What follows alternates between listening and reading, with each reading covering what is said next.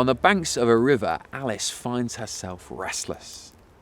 She's constantly being told, "It's time to enter society, Alice. It's time to grow up, Alice." But Alice isn't ready to grow up. She dreams of a world where she's not restrained, a world more vibrant, more full of life, which is when her attention is drawn towards a white rabbit in a waistcoat. Alice's curiosity gets the better of her as she slopes away in pursuit. Only this adventure leads her down paths least expected. Down a rabbit hole, no less, as she's plunged out of her world and into another. A land of wonders. Mushrooms which, when eaten, cause her to change size. Talking mice and rabbits, disappearing cats. A tea party with a hatter that seems to last forever. Or at least for as long as it's tea time, which in Wonderland seems to be always. There's no stuffiness here. No rules or restrictions. Imagination at its best. It's wonderful. Until it isn't.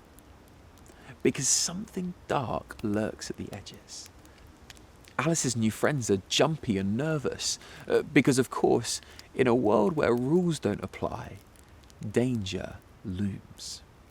Which Alice experiences firsthand when the mischievous cat leads her into a game of croquet with flamingos as mallets and hedgehogs as balls, with the Queen of Hearts and her battalion of playing card soldiers.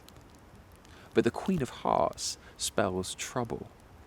The Queen holds great power in Wonderland, but is wild and unpredictable, tyrannical and unfair.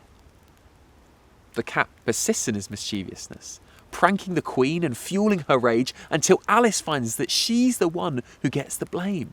She's in the docks, but it's all made up.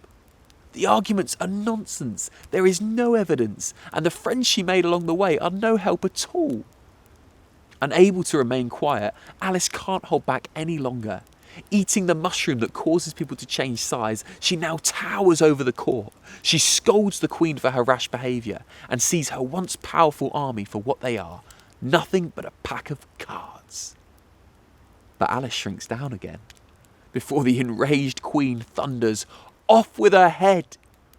A frantic chase ensues, leading Alice back to the door through which she arrived at Wonderland.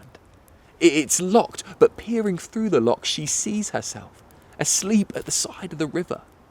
With the Queen's army getting closer and closer, she pleads, "Wake up, Alice!" And she does. Back at the same old riverbank. Back in the real world, she re-enters the same stuffy expectations, the same restrictive rules. What will Wonderland mean? Rules have been challenged. Wonder awakened. As she gets up, is there a spark in those eyes that wasn't there before?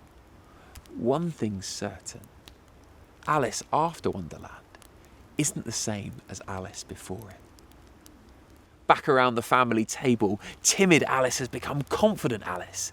Stuffy expectations persist, but are now ripe for challenge. Her relationship with this old, familiar world is altered because she is altered. Although her world is no different, everything has somehow changed.